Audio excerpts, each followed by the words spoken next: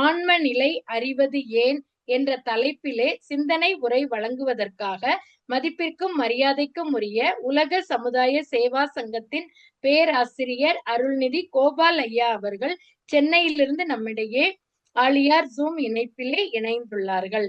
சிந்தனையை செவிமடுப்பதற்கு முன்பாக ஐயா அவர்களை பற்றிய அறிமுகத்தை உங்களுடன் பகிர்ந்து கொள்வதில் மிக்க மகிழ்ச்சி அடைகின்றோம். ஐயா அவர்கள் 25 வருடம் தனியார் நிறுவனத்தில் பணி செய்து வந்துள்ளார்கள்.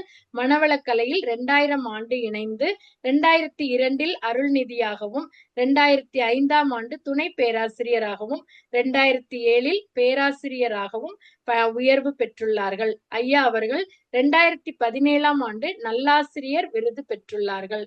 2007 முதல் 2023 வரை டாப் 10 பேராசிரியராக மிகச் சிறப்பாக தொண்டாற்றி வருகின்றார்கள். 25 வருட அனுபவத்தில் 750 அருள் நிதியர்களையும் 300 பேராசிரியர்களையும் உருவாக்க துணையாக இருந்துள்ளார்கள். மகரிஷி இருந்த காலத்தில் அவர் முன் அனுபவ உரை நிகழ்த்திய போது ஆழியார் வரும்போதெல்லாம் மனவளக்கலை அன்பர்கள் குறைந்தது 10 நபர்களை அழைத்து வர வேண்டும், அதற்கு குரு அருளும் திருவருளும் துணை புரிய வேண்டும் என்று ஐயா அவர்கள் வேண்டினார்கள். மகரிஷி திரும்பி ஐயாவை பார்த்து அதையே அருளாசியாக கொண்டு இதுவரை 78 பயணம் ஆழியாறு சென்றுள்ளார்கள். தற்சமயம் சென்னை கொளத்தூர் பகுதியில் ஒரு தவ மையத்தை 2012 முதல் நடத்தி வருகின்றார்கள். ஐயா அவர்கள் சிந்தனை உரை மட்டுமல்லாமல் சிந்தனை உரையினோட பாடல்களையும் பாடுவதில் புலமை பெற்றவர்கள். இத்தகைய பல்வேறு சிறப்புகள் வாய்ந்த பேராசிரியர் அருள்நிதி கோபால் ஐயா அவர்களை அனைவரின் சார்பாக வணங்கியும் வாழ்த்தியும் வரவேற்று ஆன்ம நிலை அறிவது ஏன் என்ற தலைப்பிலே சிந்தனை உரை வழங்குமாறு அன்போடு கேட்டுக்கொள்கிறோம். வாழ்க வளமுடன் ஐயா. வாழ்க வளமுடன். குரு வாழ்க, குருவே துணை. தந்தை தாய் ஈருயிரும் ஒன்று சேர்ந்து தழைத்தொரு உடலாகி உலகில் வந்தேன். அவ்விரு உயிர் வினைகள் அறமோ மற்றோ அளித்த பதிவுகளெல்லாம் என் சொத்தாச்சு. இந்த அரும் பிறவியில் முன்வினை அறுத்து எல்லையில்லா மெய்ப்பொருளை அடைவதற்கு வந்த ஒரு உதவி குரு உயிரின் சேர்க்கை. வணங்கி குரு திருவடியை வாழ்த்தி வாழ்வோம். அன்பர்கள் அனைவருக்கும் காலை வணக்கத்தையும் வாழ்த்தினையும் தெரிவித்துக் கொண்டு ஆன்ம நிலை அறிவது ஏன் என்ற சிந்தனையில் ஆழ்ந்து செல்வோம். இது எதற்காக அறிவது என்று ஒரு சிலருக்கு கேள்வி எழலாம். அறிவு தன்னுடைய வளர்ச்சியில் பரிணாமம் அடைந்து கொண்டே இருக்கிறது, மாற்றம் பெற்றுக்கொண்டே இருக்கிறது. அருட்தந்தை அவர்களே முதல் நிலை அகத்தாய்வில் அறிவின் வளர்ச்சி படிகள் 3 என்று குறிப்பிட்டிருக்கிறார்கள். ஆரம்ப நிலையில் அறிவினுடைய வளர்ச்சி 14 வயது வரைக்கும் மற்றவர்களுடைய அறிவு நம் அறிவை வழிநடத்தியது. அதை நம்பிக்கை மார்க்கம் அல்லது பக்தி மார்க்கம், அதுவும் பயபக்தி என்றே கூட சொல்லலாம். அதன் பிறகு அடுத்து நம்முடைய வளர்ச்சி நிறைய விளக்கங்கள் பெற்று கொண்டிருக்கின்றோம். அந்த விளக்கங்களை பெற்று அமைதியாக இருப்பதை விட நம் அறிவை கொண்டு அதை ஆய்வு செய்ய வேண்டும் என்பதுதான் அருட்தந்தை அவர்கள் சொல்றது விளக்க வழி. அடுத்தது அதன் பிறகு மேலும் அதை அபிவிருத்தி செய்வதற்கு மகான்கள், யோகிகள், ஞானிகள், சித்தர்கள் இவர்கள் காட்டிய வழியில் முழுமை பேறு அடைவது.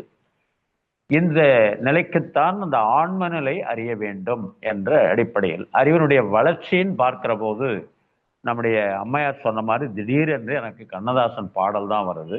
ஆரம்ப காலத்தில் அவன் ஆதிவாசியாக இருந்த போதும் இப்போது ஏஐ லெவலுக்கு இம்ப்ரூவ்மெண்ட் ஆயிருக்கிறதெல்லாம் பார்க்கிற போது அவனுடைய வளர்ச்சியை அவர் அப்பொழுதே எதிர்ப்பார். ஒரு பாடல்ல கிட்டத்தட்ட 80 வருஷம் ஆன பாடல் இது. ஆதி மனிதன் கல்லை எடுத்து வேட்டையாடினான், அடுத்து மனிதன் காட்டை அடித்து நாட்டை காட்டினான், மற்றும் ஒருவன் மண்ணில் இறங்கி பொன்னை தேடினான், நேற்று மனிதன் வானில் தனது தேரை ஓட்டினான், இன்று மனிதன் வெண்ணிலாவில் இடத்தை தேடினான், வரும் நாளை மனிதன் 7 உலகை ஆளப் போகிறான், வரும் நாளை மனிதன் 7 உலகை ஆளப் போகிறான். அவருடைய தொலைநோக்கு பார்வை இந்த கவியில் காணலாம். நீங்களே கொஞ்சம் யோசித்து பாருங்களேன். ஆரம்ப நிலையில் மனிதன் சில பிராணிகளை எல்லாம் ராக்கெட்ல வச்சு அந்த ஸ்பேஸ்க்கு அனுப்புறான், சுத்த வெளிக்கு. அனுப்பும் போது சுத்த வெளிக்குல பேரியக்க மண்டலத்துக்கு அனுப்புறான். அனுப்பி இவைகளெல்லாம் திரும்ப உயிரோடு வந்தால் நாம் செல்லலாம் என்ற எச்சரிக்கை உணர்வோடு இதை செய்கிறான்.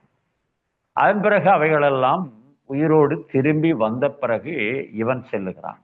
இவன் சென்று நிலவில் காலடி எடுத்து வைத்த விஷயம் வரலாறெல்லாம் அனைவருக்கும் தெரியும். அதன் பிறகு இப்போது நடந்து கொண்டு இருப்பது என்னன்னா, மனிதன் போக வேண்டியதே இல்லை, ஒரு சேட்டலைட் அனுப்புறான், அங்க போய் அது லான்ச் ஆகுது. அதன் பிறகு இங்கிருந்து அவன் இன்ஸ்ட்ரக்ஷன் கொடுக்குறான். அதன் பிறகு அதை ஆராய்ச்சி செய்து என்னென்ன தேவையோ அதையெல்லாம் இவனுக்கு ஃபீட்பேக் அனுப்புது. அதன் பிறகு அந்த ராக்கெட்லேயே ஏதாவது ஃபால்ட் வந்தாலும், பிரச்சனை வந்தாலும், இங்கிருந்தே அதையெல்லாம் சரி செய்வதற்கான எத்துணை அறிவு வாய்ந்த மனிதன். அதை அருட்தந்தை வேதாத்திரி மகரிஷி வேற கோணத்துல பார்க்கிறார். மனிதனிடம் இருக்கின்ற உள்ள அறிவு இந்த பிரபஞ்ச ரகசியங்களை எல்லாம் உணர்ந்து கொள்ளுகின்ற ஆற்றல் மட்டுமல்ல, அதற்கான மூலமான அந்த அத்வைத விஷயமான, அதாவது அரூப சக்தியான அந்த அறிவையும் பேரறிவையும் உணர்ந்து கொள்ளக்கூடிய பக்குவம், ஆற்றல் அத்தனையும் நுண்ணடக்கமாக பெற்றவன் மனிதன். அவன் தன்னுடைய அறிவை பயன்படுத்துகின்ற போது ஆரம்ப நிலையில் புலன் வழியாக அந்த அறிவை பயன்படுத்தி, அந்த அறிவினுடைய சக்தி புலன் வழியாக இயங்கும் போதுதான் ஏற்படுகிற சிக்கல். அந்த புலன் வழியாக ஏற்படுகின்ற அந்த அனுபோகங்கள், என்ஜாய்மெண்ட்ஸ், அதில் ஏற்படுகின்ற சிற்று இன்பங்களில் மயங்கி மயங்கி அதிலேயே லயமாகி விடுகிறான். இதைத்தான் சிற்றின்பம் என்றும் பற்றின்பம் என்றும் சொல்வது. பற்றறிவு சிற்றறிவாக மாறிவிடுகிறது நம்முடைய அறிவு என்ற அடிப்படையில் அந்த மயக்கத்திலேயே மேல்நிலைக்கு வராமல் சிக்கி தவிக்கிறான். இதனால் அதில் அனுபவித்து அனுபவித்து துன்பமடைந்து சிந்திக்க ஆரம்பிக்கின்றான். எத்தனை வருடம் கழித்து என்று சொன்னால் கிட்டத்தட்ட 50 வருடங்கள் ஆகிவிட்ட பிறகு நினைக்கிறான். ஆனால் அருட்தந்தை வேதாத்திரி மகரிஷி ஆரம்ப நிலையிலேயே 14 வயதுக்கு மேற்பட்ட அனைவரும் இந்த ஆன்மீகத்தில் இணைந்து தன்னுடைய ஆன்ம நிலையை உணர வேண்டும் என்பதற்கான விழிப்பு நிலையை ஏற்படுத்துவதற்காக 1 வருடம் 2 வருடம் இல்லை, கிட்டத்தட்ட 50 வருட கால ஆராய்ச்சிக்கு பிறகு வேதாத்திரி மகரிஷி ஒரு அற்புதமான கலையை, மனவளக்கலையை, அது நமக்கு ராஜ யோகத்தை எளிமைப்படுத்தி எளிய முறை குண்டலினி யோகமாக நமக்கு வழங்கியிருக்கிறார். என்றால் நாம் எவ்வளவு பேறு பெற்றவர்கள், நம் பெற்றோர்கள் எண்ணியிருக்க வேண்டும், ஒரு நல்ல குரு கிடைக்க வேண்டும் என்று அவர்களுடைய எண்ணத்தின்படியோ அல்லது நாம் செய்த ஒரு நன்மை காரியங்களை அடிப்படையாக கொண்டோ நம்முடைய வினைப்பதிவுக்கு ஏற்ற ஒரு குருவை இறைவன் அனுப்பி இருக்கிறான். அருட்தந்தை சொல்லுகிற மாதிரி குரு தானாக வருவார், நீ தேடி அலைய வேண்டாம். அவர் சொன்ன அபியாசங்கள், பயிற்சி முறைகள், கற்றுக் கொடுத்த பயிற்சி முறைகள் எல்லாம் ஒழுங்காக கடைபிடித்தால் இந்த புலன் மயக்கத்திலிருந்து விடுதலை பெறுவதற்கு அறிவை நாம் பயன்படுத்தி கொள்ளலாம். அறிவு எப்போதும் இயங்கிக் கொண்டே இருக்கும், அது வேகமாக இயங்கிக் கொண்டே இருக்கும். அதை அருட்தந்தை அவர்கள் ஒரு பாடலின் மூலமாக கூட நமக்கு எடுத்து காட்டுகிறார். அறிவை புலன்களிலே அதிக நாள் பழக்கினேன், அதன் பலன் உணர்ச்சிகள் அறிவை வென்றன. இங்கே வந்த பிறகு அறிவை அறிவால் ஆராய பழகினேன், அந்த நிலையிலும் புலன்களை இயக்கினேன். அறிவு அகண்டாகாரத்தில் நிலை பெற்றது, அதிக பழக்கமும் அதிக வழக்கமும் பழக்கமும் பெற்றது. அறிவு புலன்களை அறிந்தது, வென்றது. அங்கு வாருங்கள் அமைதியை விரும்புவோர். இந்த ஆன்ம நிலை அறிவதற்கு என்ன காரணம் என்று சொன்னால், நாம் அந்த அறிவை உணர வேண்டும், அதன் பிறகு அமைதி பெற வேண்டும். ஆனால் இடையில் ஏற்பட்ட தடங்கல்கள், இடைஞ்சல்கள், இன்னல்கள், இடையூறுகள் நமக்கு புலன்கள், அதன் மூலமாக சிக்கல்கள், அதன் மூலமாக நாம் மீண்டும் மீண்டும் துன்பங்களையே அனுபவித்துக் கொண்டிருக்கின்ற ஒரு அவல நிலை ஏற்பட்டு விடுகிறது. அதனால் அமைதி பெற விரும்புகிறவர்கள் இங்கே வர வேண்டும் என்ற அடிப்படையில உதாரணம் சொல்லுகிறார் வேதாத்திரி மகரிஷி. அறிவு வேகத்திற்கு ஏற்ப 5 புலன்களின் மூலமாக பெறுகின்ற அந்த அழுத்தம், ஒளி, சுவை, மனம் இவற்றையெல்லாம் கடந்து அனுபவித்து அதன் பிறகு கடந்து எங்கே செல்லும் என்று சொன்னால், சலிப்பு ஏற்பட்டு சிந்தித்து செயல்பட ஆரம்பிக்கின்ற போது அறிவுக்கு ஒரு விடுதலை கிடைக்கிறது. அதன் பிறகு அது தன்னுடைய மூலத்தையான மூலமான, அதாவது அரூபன் தத்துவமான அந்த ஆதி நிலையை நோக்கி பயணமாகிறது. அதற்கு ஒரு நல்ல உதாரணம் சொல்லுகிறார் வேதாத்ரி மகர்ஷி. ஆறு ஓடுகிறது, அதாவது நதி ஓடிக்கொண்டிருக்கிறது. இடையில் வருகின்ற பள்ளங்கள், அதுக்கப்புறம் குளம், குட்டை நீர், இவையெல்லாம் நிரம்புகிற வரைக்கும் வெளியேறாது. அவையெல்லாம் நிரம்பிய பிறகு அங்கிருந்து மீண்டும் வேகம் எடுத்து போகுமா. அப்படியே ஒரு ஏதோ ஒரு தடை வருகிறது, மலை மாதிரி வருகிறது, குன்று வருகிறது என்றால் என்ன செய்யும் அப்படின்னா, அவற்றை சுற்றி கொண்டு மீண்டும் ஓடுமாம்.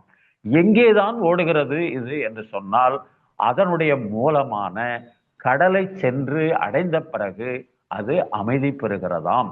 அதுபோல கடலை போய் சென்று அமைதி பெறுவதற்கு என்ன காரணம் என்றால், இந்த நீர் வந்ததற்கு அடிப்படை காரணம் கடல் நீர் சூரிய வெப்பத்தினால் ஆவியாக மாறி குளிர்ந்து மழையாக பெய்ந்து மழை நீராக ஓடி ஆறு நதி இப்படி வர வேண்டிய சூழ்நிலை அதற்கு ஏற்படுகிறது.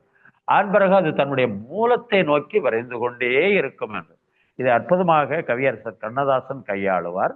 இந்த இடத்தில் நாம் எனக்கு நினைவுக்கு வருகிறது, நதி எங்கே போகிறது கடலை தேடி, நாளெங்கே போகிறது இரவை தேடி, நிலவெங்கே போகிறது மலரை தேடி, நினைவெங்கே போகிறது உறவை தேடி. அதாவது எல்லாம் பிறக்கிற இடத்தை தேடி போய்த்தான் ஆக வேண்டும் என்ற அடிப்படையில் நம்முடைய அறிவும் பயணிக்கிறது வேக வேகமாக. இதை ரமண மகரிஷி அவர்கள் அற்புதமாக சொல்லுவார். ஒரு நதி கடலை சென்று அடைந்த பிறகு அதனுடைய பெயரையும் தனித்தன்மையையும் இழந்து விடுகிறது. அதே போல் மனிதன் தன் நிலை உணர்வது, அதாவது நான் யார் தத்துவத்தில் அவன் தெளிவு பெறும்போது அவனுடைய தனித்தன்மையும் பெயரும் அங்கே இறைநிலையோடு ஐக்கியமாகிவிட்ட பிறகு அவன் அமைதி பெறுவது மட்டுமல்ல, மற்றவர்களுக்கும் இந்த அமைதியை விளக்கம் சொல்வதற்கு அவன் துணிந்து விடுகிறான், மாமனிதன் என்ற நிலைக்கு உயர்த்தப்படுகிறான் என்றெல்லாம் விளக்கம் கொடுக்கிறார்கள். ஆரம்ப நிலையில் எப்படி நதி சலசலத்து ஆர்ப்பாட்டமாக ஓடிக்கொண்டே இருந்து கடலில் சென்று அடையும் போது அமைதி பெறுகிறதோ, அதே போல் மனிதனுடைய மனம் அந்த இறைநிலை உணர்வை பெறுகிற வரைக்கும் இந்த புலன்களில் சிக்கி தவிக்கின்ற போது, புறக்கவர்ச்சியில் சிக்கி தவிக்கின்ற போது, உலக மயக்கங்களில் சிக்கி தவிக்கின்ற போது மனத்தினுடைய நிலை என்ன என்று சொன்னால் சலனப்பட்டும் சஞ்சலப்பட்டும் அலைவாய்ந்து கொண்டிருக்கிறது என்பதுதான் நிஜம். இதையும் அழகாக வர்ணிப்பார் கண்ணதாசன்.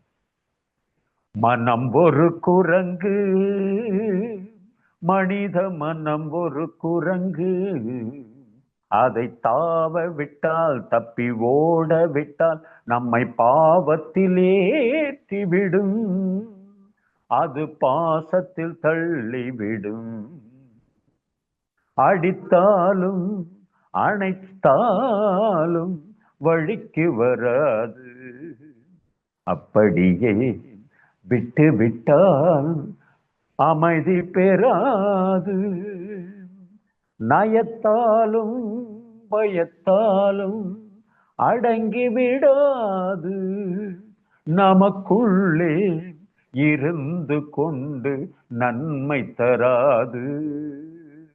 மனம் ஒரு குரங்கு, மனித மனம் ஒரு குரங்கு, அதை தாவ விட்டால் தப்பி ஓட விட்டால் நம்மை பாவத்தில் ஏற்றிவிடும், பாசத்தில் தள்ளிவிடும். உணர்ந்து எழுதிய கவிஞன் கவியரசு கண்ணதாசன். நம் மனம் எப்படித்தானே அலைப்பாயும், அந்த நேரத்தில் அந்த உணர்வு மறந்துவிடும். எந்த உணர்வு என்று சொன்னால் அதை நமக்கு ஒரு சித்தர் சொல்லுகிறார். பார்த்தீங்கன்னா, காட்டானை மேலேறி கடைத்தெருவே போகையிலே நாட்டார் நமை மறித்து நகைப்புரிய பார்ப்பரன்றோ, நாட்டார் நமை மறித்து நகைப்புரிய பார்த்தாலும் காட்டானை மேல் ஏறி என் கண்ணம்மா கண் குளிர காணேனோ. காட்டான் என்று சொன்னால் நாம ஆரம்பத்துல இங்கெல்லாம் மனவளக்கலைக்கு வர்றதுக்கு முன்னாடி காட்டான் என்று சொன்னால் நாட்டுப்புறத்தான். அதாவது அறியாதவன், அறியாமல் இருப்பவன் என்றெல்லாம் படிக்காதவன் அப்படின்னு நினைச்சிட்டு இருந்தோம். ஆனால் இங்கே வந்த பிறகுதான் தெரிந்தது, காட்டான் என்றால் தன்னை யாரிடமும் காட்டிக்கொள்ளாத அறிவு. அந்த அறிவோடு தன்னுடைய அறிவை இணைப்பதற்கு சித்தர் போகிறார். அதுல 5வது வீதியான நிலத்தை தாண்டி, 4வது வீதியான நீரை தாண்டி, 3வது வீதியான நெருப்பை தாண்டி, 2வது வீதியான காற்றை தாண்டி, முதல் வீதியான விண் வரைக்கும் சென்றுட்டார். இப்போது இணைய போகிறார். அந்த நேரத்தில் அவருடைய புலன்கள் எல்லாம் அவரை பார்த்து நகை புரிகிறதாம். நகைப்புரிய பார்த்தால் அப்போ ஒரு சங்கல்பம் எடுக்கிறார் பாருங்க.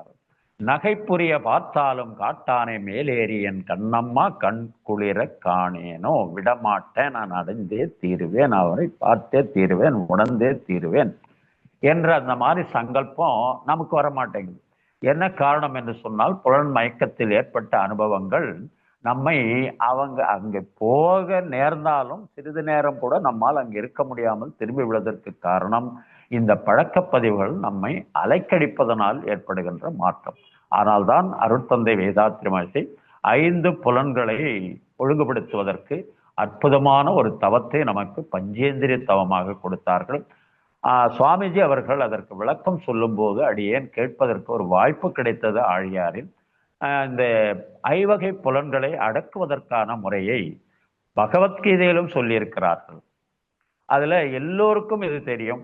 எல்லோருடைய வீட்டிலேயும் ஒரு வாசகம் பொதிந்த ஒரு கேலண்டரோ படமோ இருக்கும். பகவத்கீதை, அதாவது கீதா உபதேசம் அப்படின்னு இருக்கும். எந்த ஒன்று நடந்ததோ அது நன்றாகவே நடந்தது, நடக்க இருப்பதோ நன்றாக, எல்லாம் அந்த வாசகமெல்லாம் எல்லாரும் மனப்பாடம் பண்ணி வச்சிருப்போம். ஆனால் அருட்தந்தை அவர்கள் நமக்கு விளக்குவது என்னன்னு பார்த்தீங்கன்னா, அதில் போடப்பட்டிருக்கின்ற படம் என்ன போடப்பட்டிருக்கிறது அப்படின்னு பார்த்தீங்கன்னா, ஒரு தேர் இருக்கிறது. தேருக்கு 5 குதிரைகள் பூட்டப்பட்டிருக்கிறது. அதில் ஆசனத்தில் கீழே அமர்ந்திருப்பவன் சலனத்தோடும் சஞ்சலத்தோடும் அமர்ந்திருக்கின்ற அர்ஜுனன், நின்று கொண்டிருப்பவன் அறிவாகிய கிருஷ்ண பரமாத்மா. இந்த குதிரைகள் புலன்கள் என்றால் அதை கட்டி காப்பதற்கு கயிறு இருக்கிற பாருங்க, அது மனம். இதை சலனத்தோடு அமர்ந்திருக்கின்ற இவனை அர்ஜுனனிடம் கொடுக்காமல் அறிவாக விளங்கி கொண்டிருக்கின்ற கிருஷ்ணனிடம் கொடுக்கப்பட்டிருக்கிறது. இதை நல்லா கவனிங்க. ஒரு புலன் மயக்கத்தில் வெளியேறினால், ஒரு குதிரை அந்த பூட்டப்பட்ட ரதத்தில் இருந்து வெளியேறினால் இன்னொரு குதிரையும் தாவ ஆரம்பிக்கும், இன்னொரு குதிரையும் தாவ ஆரம்பிக்கும். நான் இதை பற்றி பஞ்சேந்திரிய தவ விளக்கத்தின் போது சொல்றது, வேடிக்கையா சொல்றது என்ன அப்படின்னா, மணவளக்கலைக்கு வருவதற்கு முன் கோபாலுக்கு யாரோ ஒருவர் சொல்லுகிறார், இந்த இடத்துல பிரியாணி நல்லா இருக்கும் அப்படின்னு சொல்றாரு. உடனே ஸ்ட்ரைக் ஆகுது. எங்க ஆபீஸ்ல இருந்து வரும்போதே நினைவுக்கு வருகிறது இந்த மேட்ரு. நினைவுக்கு வந்த உடனே மனம் அலைவாகிறது, கண்கள் தேடி அலைகிறது கடையை. கண்டையை கண்டுபிடிச்ச உடனே கண்கள் தேடி அலைவதே ஒரு குதிரை வெளியேறி விட்டதுன்னு அர்த்தம். அதன் பிறகு அங்க போய் விசாரிக்கிறது, ரேட்டு கேட்குது, 2வது புலனும் அவுட்டு. அதன் பிறகு அங்க உணர்கின்ற வாசனையில் 3வது குதிரையும் அவுட்டு. அதன் பிறகு இப்படி ஒவ்வொரு புலனும் வெளியேற ஒவ்வொரு குதிரையும் அந்த ரதத்திலிருந்து வெளியேற ரதத்தினுடைய நிலைமை என்னப்பா? அப்போ தடம் மாறும், தடு மாறும். வாழ்க்கை பயணம், அதாவது என்ன நோக்கத்திற்காக நாம் வந்தோமோ அந்த பிறவி பயனை அடைவதற்கான நோக்கம் அங்கே தடைபடுகிறது. அதுதான் அருட்தந்தை அவர்கள் சொல்லுவார்கள், வாழ்வின் நோக்கத்திற்கு ஏற்றவாறு நம்முடைய வாழ்க்கை முறை அமைய வேண்டும்.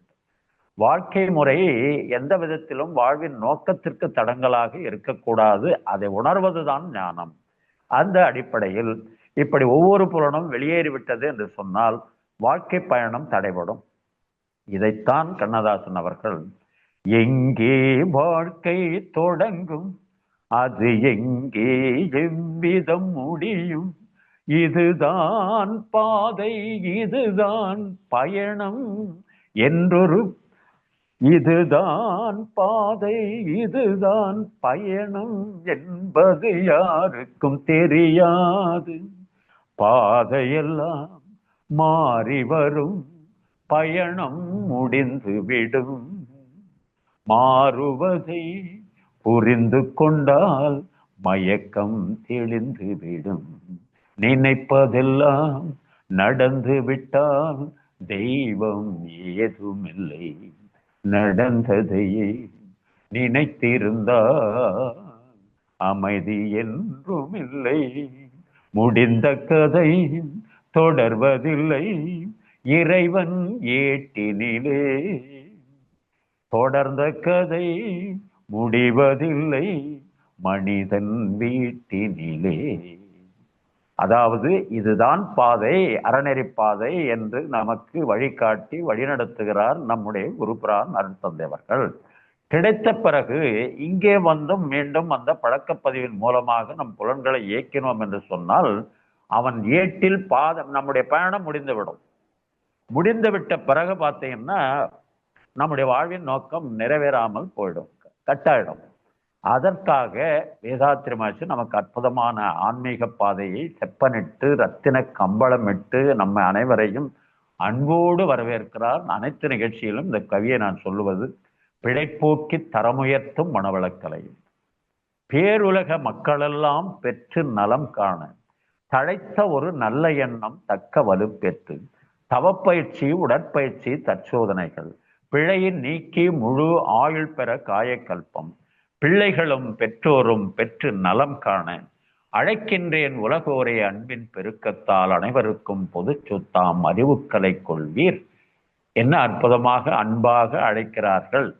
அந்த அடிப்படையில் நாம் இதை ஏற்றுக்கொண்ட பிறகு எக்காரணத்து கொண்டும் எந்த தடையும் இல்லாமல் இது தங்கு தடையின்றி செவ்வனே செய்து கொண்டு வந்தோம் என்று சொன்னால் இந்த ஆன்மீக பயணத்தில் நிச்சயமாக அனைவரும் அந்த ஆன்ம நிலையை உணர முடியும். ஆன்மா என்பது மேடம் ஆரம்பத்திலே சொன்ன மாதிரி உயிரென்றும் சொல்லுவார்கள். ஆன்மா, ஆத்மா, உள்ளம், கருமையம் என்று மட்டுமல்ல, நிறைய பேர்கள் எல்லாம் இதற்கு உண்டு. அதனால் அதை உண்மை நிலையை நாம் உணர்ந்துவிட வேண்டும். ஆன்மா என்பது வேறு ஒன்றுமில்லை, உயிரினுடைய நிலை. அந்த உயிரின் நிலையை நாம் உணர்வதற்குத்தான் பயிற்சிகள் எடுக்கல. இதுக்கு முன்னாடி இங்க வந்த பிறகு எல்லா பயிற்சிகளும் கிடைத்திருக்கிறது. அந்த உயிரை எப்படி படிப்படியாக உயர்த்துவது என்று அதாவது முற்காலத்தில் யோகிகள் ஞானிகள் இவர்களெல்லாம் சொன்ன கருத்தைத்தான் அருட்தந்தை அவர்களும் நமக்கு கோடிட்டு காட்டுகிறார்கள். அந்த நம்முடைய ஆன்மா இச்சை வயப்பட்டு அனுபவித்து என்ற அர்த்தம். புலன் வழியாகவே இயங்கிக் கொண்டிருக்கிற போது குறிப்பிட்ட காலம் வரைக்கும் அப்படிதான் இயங்கும். அதன் பிறகு ஒரு சலிப்பும் துன்பமும் ஏற்படுகின்ற நிலையில் சிந்தனையாற்றல் வரும். சிந்தனை வரும்போது யோசிக்குமா, அப்படி யோசிக்கின்ற போதுதான் அடுத்த நிலைக்கு உயர்வதற்கான வாய்ப்பு அமையும். இந்த ஆரம்ப நிலையை என்னவென்று குறிப்பிடுகிறார்கள் என்றால் காம தேனு. காமம் என்றால் இச்சை, ஆசை. தேனு என்றால் பசு என்று குறிக்கும். பசு என்பது ஆன்மீகத்தில் எதை குறிக்கும் என்றால் ஆன்மாவை குறிக்கின்ற சொல். இப்ப அந்த ஆன்மா இச்சை வயப்பட்டு துன்பத்திலேயே உழன்று கொண்டிருக்கின்ற ஒரு நிலைதான் காமதேனு. அப்படி இருந்த நம்ம எல்லாம் அருட்தந்தை வேதாத்திரி மகரிஷி அடுத்த கட்டத்திற்கு, இரண்டாவது கட்டத்திற்கு நம்மை பயிற்சிகளின் மூலமாக உயர்த்துகிறார்கள். அந்த நிலை என்ன அப்படின்னா கற்பகம், கற்பு பிளஸ் அகம். அதாவது நம்முடைய அகமான உள்ளம் ஒழுங்கு நிலையில் என்ன செய்யணும்னா ஒழுக்கம் மட்டும் பெறுவதில்லை, அதில் உறுதியும் பெற வேண்டும் அப்படின்றது. ஒழுக்கத்தில் உறுதியான நிலை பெற்று அதில் எந்த நிலையிலேயும் தடமாறாமல் நம்முடைய வாழ்க்கை பயணத்தை நடத்தி கொண்டிருக்கிற அந்த நிலைக்கு கற்பகம் என்று இரண்டாவது கட்டமாக ஆன்மீக பயணத்தில் இரண்டாவது கட்டமாக குறிப்பிடுகிறார். மேலும் இந்த பயிற்சியில் நிலை பெற அதன் பிறகு மனதினுடைய அலைச்சூழல் வேகத்தை தியானத்தின் மூலமாக குறைத்து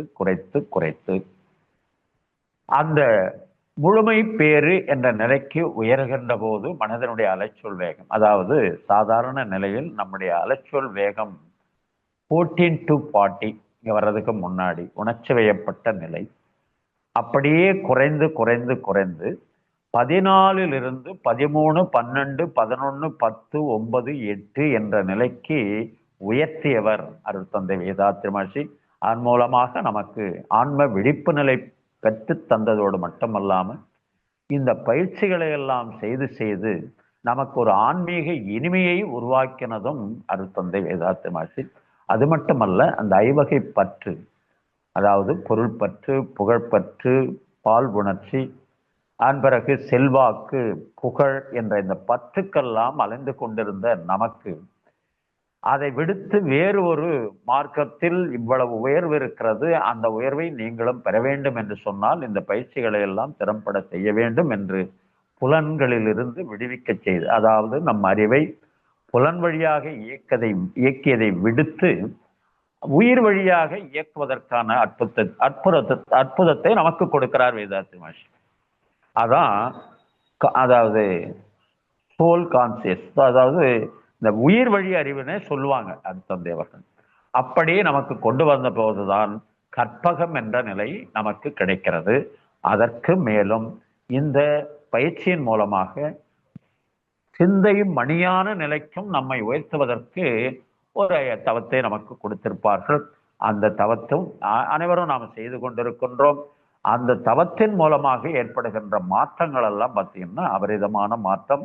நம்முடைய சஞ்சித கர்மம், பிராரப்த கர்மம், ஆகாமிய கர்மம் விலகுவதோடு மட்டுமல்லாமல், ஆணவம், கண்மம், மாயை விலகுவதோடு மட்டுமல்லாமல் பிற உயிர்களை மதிக்கக்கூடிய பக்குவம் வருவது இந்த நிலை சிந்தை மணியான நிலை என்ற அடிப்படையில இந்த நிலைக்கு வரும்போதுதான் ஆன்ம நிலை அறிவதற்கான காரணம் புரிகிறது.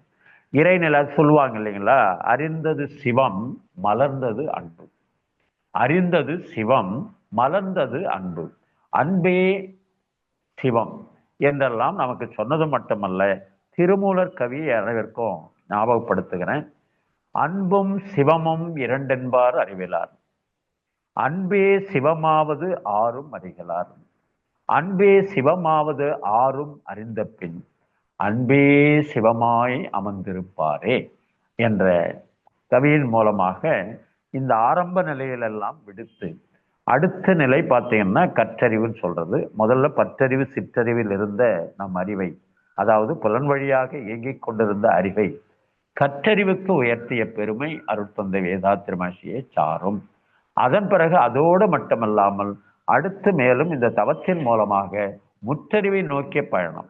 அப்படி வரும்போது பார்த்தீங்கன்னா 8லிருந்து 13 ஆல்பா அலை என்று சொன்னால் 7, 6, 5, 4 தீட்டா அலைக்கும் கொண்டு வந்து பிரபஞ்ச ரகசியங்களை எல்லாம் உணரச் செய்து, மேலும் இந்த பிரபஞ்சத்திற்கும் உயிரினத்திற்கும் மூலமான அந்த அரூப தத்துவமான முழுமைப்பேறு, இறைநிலை உணர்வு, சுத்த வெளி தவத்தை எல்லாம் நமக்கு கொடுத்து அந்த நிலைக்கு உயர்த்தும் போது மனதனுடைய அலைச்சொல் வேகம் 3, 2, 1 என்ற டெல்டா அலையில் இயங்குகின்ற அந்த நிலைதான் நாம் ஆன்ம நிலை அறிந்து பெற வேண்டிய நிலை.